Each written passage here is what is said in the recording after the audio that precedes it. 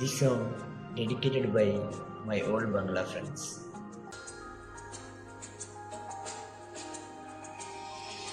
তুমি আমি কাছাকাছি আছি বলে এই জীবন হয়েছে মধুর।